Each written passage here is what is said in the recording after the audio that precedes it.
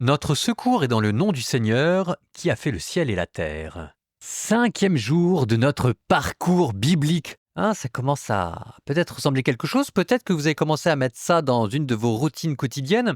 Ça va être le moment aussi où, quand même de manière solennelle, je vous dis que si vous voulez nous aider, c'est possible parce que moi, ce beau petit podcast, je l'ai fait tout seul avec mes petites mains et mes petites forces, donc ça demande pas mal de travail. Si vous voulez être sympa, aidez-moi à payer les patates. Je vous mets plein de liens pour nous aider. Je suis heureux qu'ils soient gratuits. N'oubliez pas que derrière, il y a quand même pas mal de travail et il faut bien que je vive aussi, moi et ma petite équipe. Soyez généreux. Aujourd'hui, nous commençons un nouveau cycle. Jusqu'à présent, c'était, comment je pourrais dire ça, la préhistoire biblique. Le déluge, Adam et Ève, Caïn et Abel, des personnages, on ne sait pas très bien s'ils ont existé, s'ils n'ont pas existé, mais le prologue maintenant est fini. Il aura posé la question de la chute, du jardin d'Éden perdu et qu'il faut retrouver, et puis ensuite il aura posé la question de l'alliance, la pédagogie que Dieu va utiliser pour nous ramener jusqu'à lui. Fin du prologue biblique, et maintenant nous entrons dans le temps humain, dans le temps de l'histoire. Ce sera celui d'Abraham, et nous allons commencer à poser le décor de la vie d'Abraham avec Genèse chapitre 10 et chapitre 11. On va parler de sa famille, donc ça va être une longue série de généalogies avec intercalé au milieu un passage que vous connaissez bien, la tour de Babel.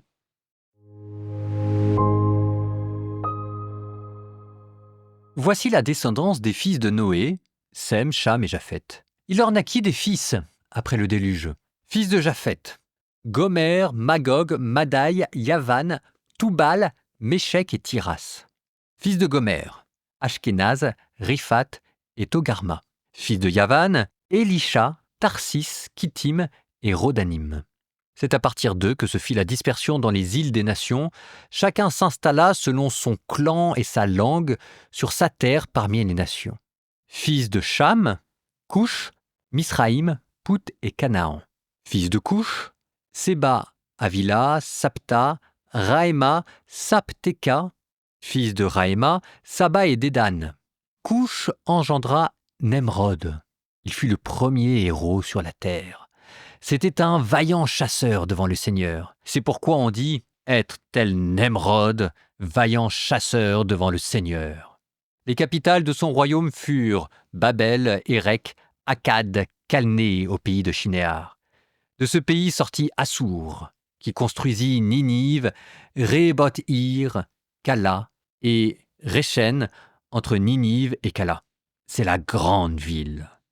Misraïm engendra les gens de Loud, d'Ainam, de Léhab, de Naphtoua, de Patrouche et de Keshloua, d'où sortirent les Philistins et les gens de Caphtor. Canaan engendra Sidon, son premier-né, et Heth. Puis le Jébuséen, l'Amorite, le Girgachite, le Hivite, l'Arkite, le Sinite, l'Arvadite, le Sémarite, le Hamathite. Et les clans de Cananéens se dispersèrent ensuite. Et le territoire cananéen s'étend de Sidon vers Guérar jusqu'à Gaza, vers Sodome et Gomorre, Adma et Chéboïm, jusqu'à Lécha. Tels furent les fils de Cham, installés selon leurs clans et leurs langues, sur leurs terres parmi les nations. De Sem, le frère aîné de Japheth, naquit aussi le père de tous les fils d'Héber. Fils de Sem, Élam, Ashur, Arpaxad, Loud et Aram. Fils d'Aram, Oush, Oul, Guéter et Mash. Arpaxad engendra Shéla, et Shéla engendra Héber. À Héber naquirent 2 fils. Le premier s'appelait Péleg, ce qui signifie divisé, car en son temps la terre fut divisée, et son frère s'appelait Yoktan. Yoktan engendra Almodad, Shélef, Acharmevet, Yéra, Adoram, Uzal, Dikla, Obal, Abimaël, Saba, Ophir, Avila, Yobab. Tout cela sont les fils de Yoktan. Leur lieu d'habitation s'étendait depuis Mécha, en direction de Séphar, jusqu'à la montagne de l'Orient. Et tels furent les fils de Sem, installés selon leurs clans et leurs langues, sur leurs terres parmi les nations. Tels furent les clans des fils de Noé, selon leur descendance d'après les nations. C'est à partir d'eux que se fit la dispersion des nations sur la terre après le déluge. Toute la terre avait alors la même langue et les mêmes mots. Au cours de leur déplacement du côté de l'Orient, les hommes découvrirent une plaine en Mésopotamie et s'y établirent. Ils se dirent l'un à l'autre, « Allons, fabriquons des briques et mettons-les à cuire. » Les briques leur servaient de pierre et le bitume de mortier. Ils dirent, « Allons, bâtissons-nous une ville avec une tour dont le sommet soit dans les cieux. Faisons-nous un nom pour ne pas être disséminés sur toute la surface de la terre. » Le Seigneur descendit pour voir la ville et la tour que les hommes avaient bâtie.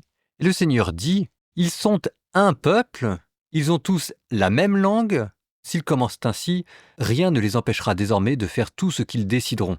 Allons, descendons, et là, embrouillons leur langue, qu'ils ne se comprennent plus les uns les autres. » De là, le Seigneur les dispersa sur toute la surface de la terre. Ils cessèrent donc de bâtir la ville.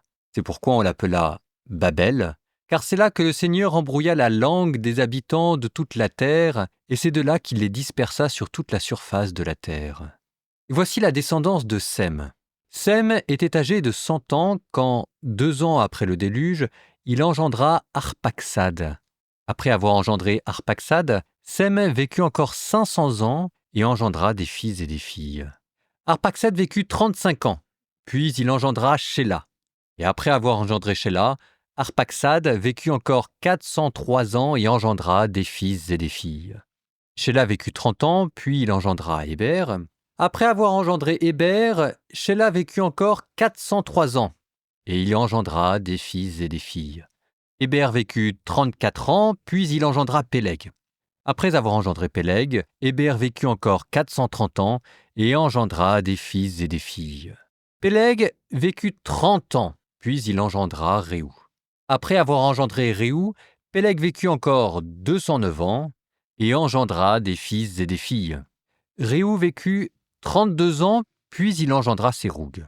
Après avoir engendré Séroug, Réou vécut encore 207 ans et engendra des fils et des filles. Séroug vécut 30 ans, puis il engendra Nahor. Après avoir engendré Nahor, Séroug vécut encore 200 ans et engendra des fils et des filles. Nahor vécut 29 ans, puis il engendra Téra. Et après avoir engendré Téra, Nahor vécut encore 119 ans et engendra des fils et des filles. Téra vécut 70 ans, puis il engendra Abram, Nahor et Haran. Voici la descendance de Téra. Téra engendra Abraham, Nahor et Haran. Haran engendra Lot. Haran mourut avant son père Téra dans le pays de sa parenté, à Our des Chaldéens. Abraham et Nahor prirent femme. L'épouse d'Abraham s'appelait Saraï, et celle de Nahor, Milca, fille de Haran, père de Milca et de Yishka. Saraï était stérile. Elle n'avait pas d'enfant. Téra prit son fils Abram, son petit-fils Lot, fils de Haran, et sa bru Saraï, femme de son fils Abram, qui sortirent avec eux d'Our des Chaldéens pour aller au pays de Canaan. Ils gagnèrent Haran, où ils s'établirent. Téra vécut 205 ans, puis il mourut à Haran.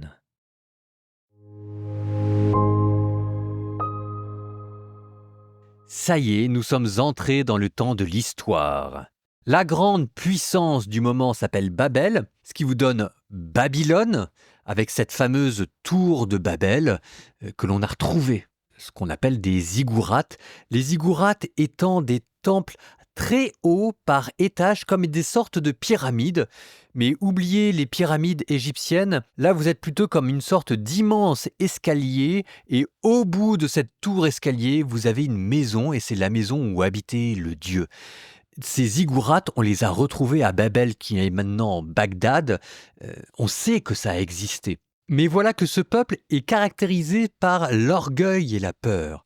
L'orgueil pour se faire un nom et bâtir une ville qui va jusqu'au ciel, et la peur d'être disséminé sur toute la surface de la terre, alors que Dieu nous a demandé de peupler la terre.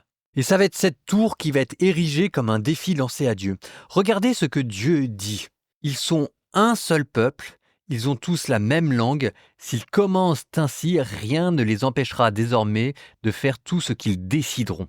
On pourrait se dire, Dieu est mesquin, qu'est-ce que ça l'embête de voir un peuple uni pour essayer de faire des choses qui sont belles, qui sont grandes, une belle tour. Mais la vérité, c'est que quand tout un peuple ne fait qu'un seul cœur, qu'une seule langue, c'est ou bien très bon signe, ou bien très mauvais signe.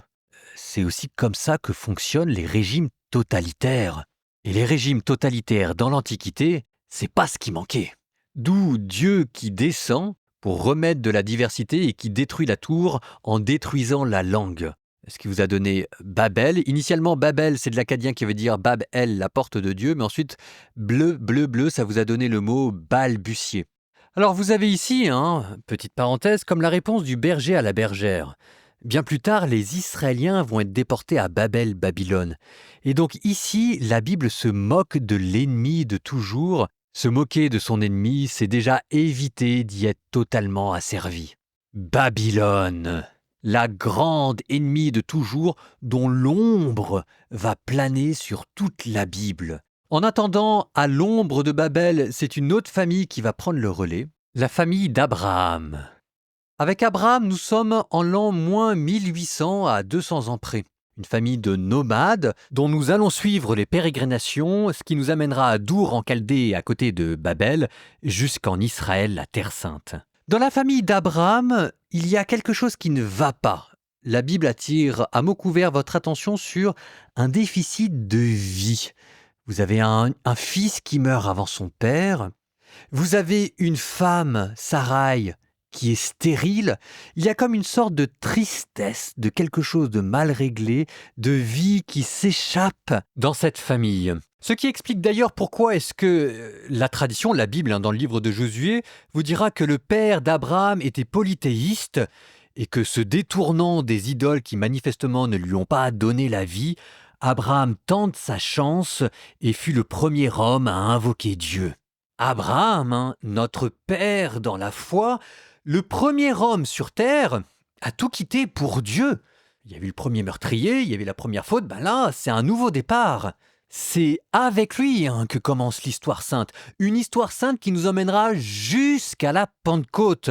Et je dis la Pentecôte parce que la Pentecôte, c'est l'opposé de la tour de Babel. Babel disperse en plusieurs langues, la Pentecôte rassemble en un unique langage, celui que l'Esprit Saint met dans votre cœur et qui gémit en soupirs ineffables, Abba, Père.